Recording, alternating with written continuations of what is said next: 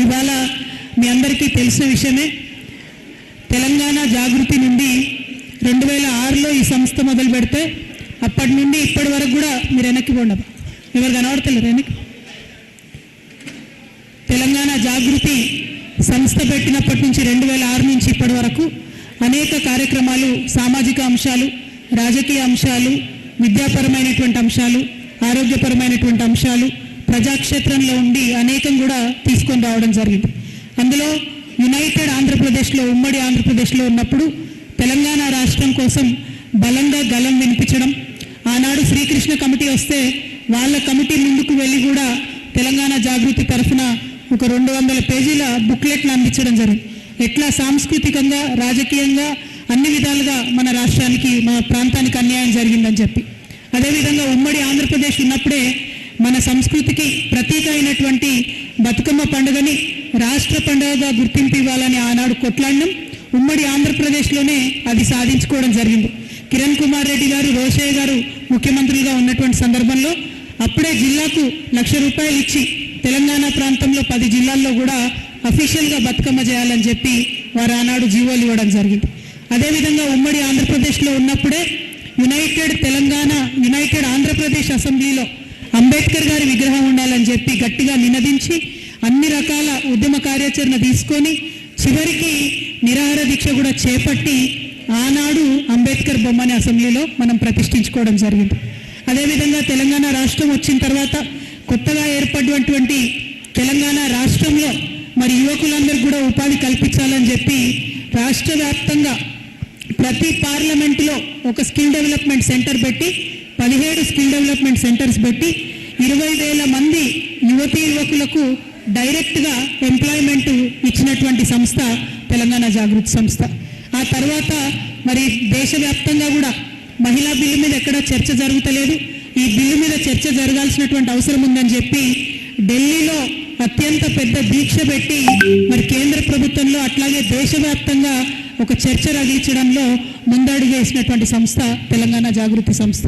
మరి తెలంగాణ జాగృతి నుండి ఇవాళ భారత జాగృతిగా మనం రూపొందడం జరిగింది. భారతదేశ వ్యాప్తంగా ఉన్నటువంటి అనేక మందితో, అనేక ఆర్గనైజేషన్స్తో కలిసి పనిచేస్తున్నటువంటి సందర్భం ఉన్నది. మరి మహిళా బిల్లు కోసం కొట్లాడినప్పుడు మహిళా బిల్లులో ఓబీసీ కోట, మన బీసీలకు, మహిళలకు సంబంధించినటువంటి కోట లేదు అనే అంశం మీద కూడా మేము కేంద్ర ప్రభుత్వం మీద పోరాటం చేయడం జరిగింది. మరి ఆనాడు ఆ పోరాటం చేస్తున్నటువంటి సందర్భంలో అనేక మంది బీసీ మేధావులు, నాయకులు మమ్మల్ని కోరినటువంటి అంశం ఏంటంటే, ఎప్పుడైతే బీసీలకు ప్రత్యేకంగా రాజకీయంగా రిజర్వేషన్లు అమలవుతాయో అప్పుడే మహిళా బిల్లులో కూడా బీసీ కోటా వచ్చేటటువంటి అవకాశం ఉంటుందని ఆనాడు చెప్తే, ఆ తదనంతరం బీసీలకు సంబంధించినటువంటి అనేక అంశాల మీద పోరాటం చేయాల్సినటువంటి అవసరం ఉంది. అది కేంద్రంలో కానీ రాష్ట్రంలో కానీ ఒక కార్యాచరణ రూపొందించుకుంటామని చెప్పి ఈ ఎన్నికల జనరల్ ఎలక్షన్ కన్నా ముందే బీసీ మేధావులందరితో కూడా సమావేశం ఏర్పాటు చేసుకోవడం జరిగింది. ఆ సమావేశంలో ఆనాడు జరిగిన చర్చ తర్వాత తీసుకున్నటువంటి కార్యాచరణ ఏంటంటే, బీసీలలో అనేక కులాలు ఉన్నాయి. కొంతమంది 143 ఉన్నాయంటారు, 136 అంటారు, 112 అంటారు.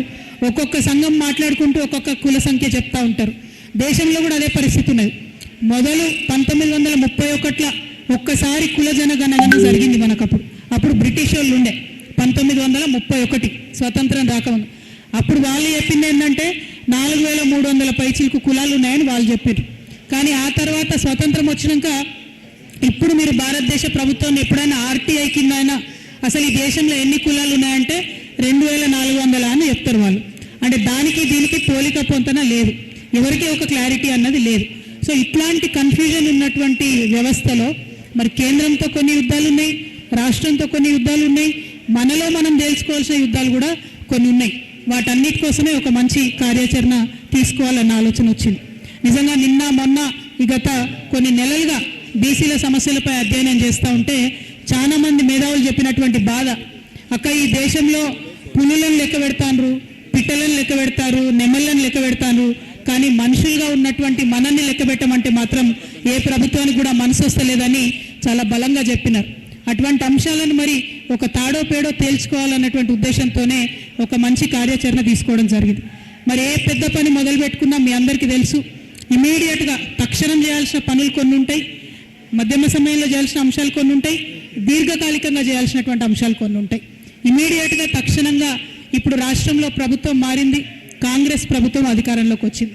మరి ఇప్పుడు అధికారంలోకి వచ్చినటువంటి ప్రభుత్వం ఏం డిమాండ్లు ఇదివరకు పెట్టింది, వాళ్ళు ఏం వాగ్దానాలు చేసినారు ఎన్నికల సందర్భంలో అని మనందరం ఒకసారి గమనించుకుంటే, ఎన్నికల సందర్భంగా అనేకమైనటువంటి వాగ్దానాలు బీసీలకు సంబంధించి కామారెడ్డి జిల్లాలో, మా కామారెడ్డిలోనే బీసీ డిక్లరేషన్ చేయడం జరిగింది. అందులో చాలా అంశాలు ఉన్నాయి, నేను అన్నిటి జోలిటికి పోతలేను. ఏవైతే తక్షణం ప్రారంభించాలో, ఏదైతే టైం బౌండ్ ఉందో, ఏదైతే ఇప్పుడు చేయకపోతే బీసీ సమూహానికి మొత్తంగా కూడా కొన్ని రోజులు నష్టం జరుగుతుందో అటువంటి అంశాలను తక్షణం తీసుకోవడం జరిగింది. అవి ప్రధానంగా 2 అంశాలు ఉన్నాయి. ఒకటి, ప్రతి సంవత్సరం బీసీలకు 20,000 కోట్ల రూపాయలు బడ్జెట్లో పెడతామని బీసీ డిక్లరేషన్లో ఇప్పుడు ప్రభుత్వంలో ఉన్నటువంటి కాంగ్రెస్ పార్టీ వాగ్దానం చేసింది. మరి ఫిబ్రవరి 8వ తారీఖు అంటే రేపటి నుంచి అసెంబ్లీ ప్రారంభమవుతుంది, వెంటనే బడ్జెట్ పెడతారు. మరి మనం ఇప్పుడు అడగకపోతే ఈ బడ్జెట్లో మనకి 20,000 కోట్లు పెట్టకపోతే వచ్చే 5 ఏళ్లలో 1,00,000 కోట్లు పెడతామని చెప్పినటువంటి వాళ్ళ లక్ష్యం కూడా పూర్తి కాదు. తద్వారా మనకు బీసీలందరికీ కూడా అన్యాయం జరుగుతుంది. కాబట్టి అది మొదటి డిమాండ్గా మనం తీసుకుంటా ఉన్నాం. ఈ బడ్జెట్లోనే 20,000 కోట్ల రూపాయలు మరి బీసీలకు, పద్దులకు అలొకేట్ చేయాలన్నటువంటిది ఫస్ట్ డిమాండ్ తీసుకుంటా ఉన్నాం.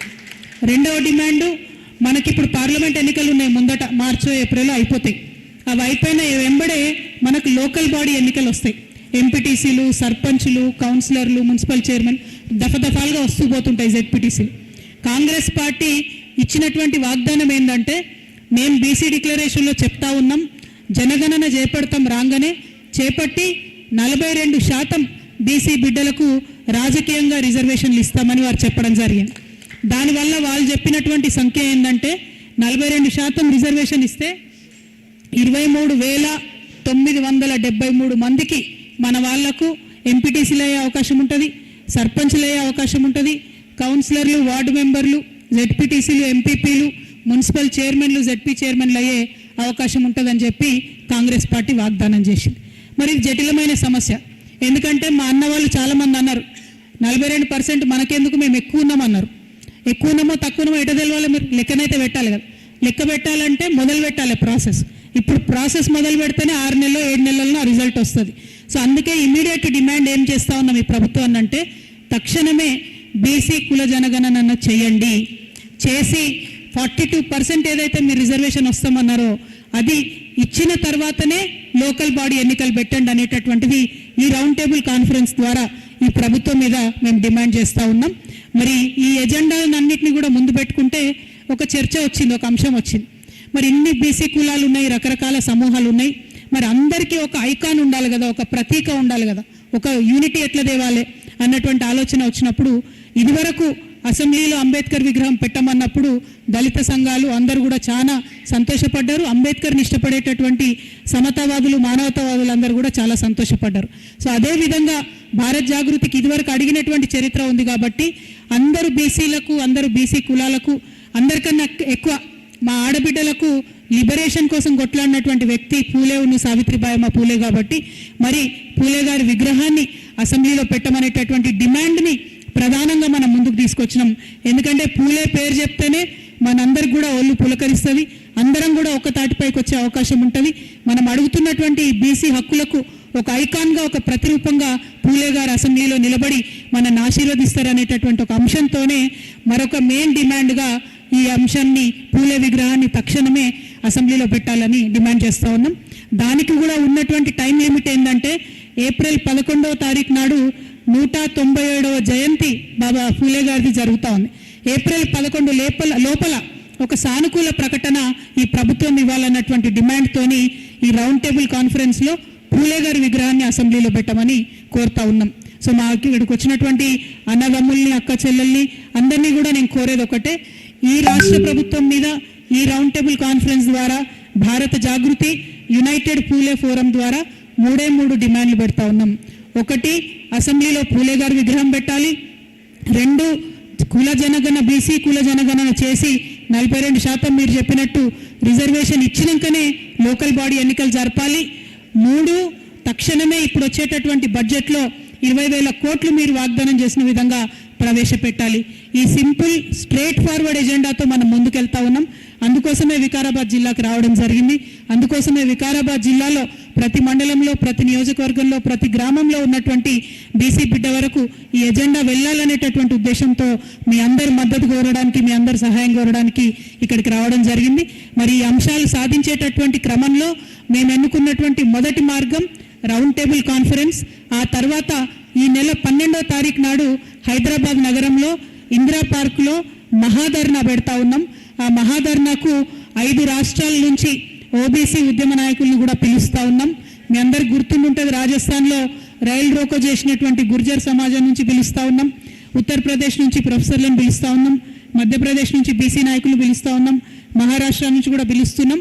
ఇట్లా అన్ని దేశవ్యాప్తంగా ఉన్నటువంటి నాయకులందరినీ కూడా పిలిచి పాలిటిక్స్కి సంబంధం లేకుండా, ఎవరే పార్టీలో ఉన్నారన్న సంబంధం లేకుండా పిలిచి ఒక పెద్ద మహాధర్నా 12వ తారీఖున చేస్తూ ఉన్నాం. ఇది ప్రత్యేకించి భారత్ జాగృతి తరఫున మీ అందరికి కూడా ఆహ్వానం పలుకుతా ఉన్నాం. ఆ మహాధర్నాలో నాయకులందరూ కూడా అదేవిధంగా మంది మార్బలంతో తరలి రావాల్సిందిగా విజ్ఞప్తి చేస్తూ ఉన్నాం. దాని తర్వాత కార్యాచరణ మహాధర్నాలో డిసైడ్ చేసుకొని అప్పుడు ప్రకటించుకుందాం. అయితే ఇప్పుడు ఈ రౌండ్ టేబుల్ సందర్భంగా నా విజ్ఞప్తి ఏంటంటే, ఈ కార్యక్రమాలను ముందుకు తీసుకెళ్లడంలో, కేంద్ర రాష్ట్ర ప్రభుత్వాల మీద ఒత్తిడి తీసుకురావడంలో ఇంకా ఏం కార్యాచరణ చేద్దామనే సలహాలు, సూచనలు కూడా దయచేసి ఇవ్వవలసిందిగా కోరుతా ఉన్నాం. నిన్న కరీంనగర్, వరంగల్లో జరిగిన దాంట్లో అనేక ఉద్యమ రూపాలను అక్కడి నాయకులందరూ కూడా ప్రకటించడం జరిగింది, సూచించడం జరిగింది. సో మీ అందరినీ కూడా సూచన చేయవలసిందిగా నేను కోరుతా ఉన్నాను.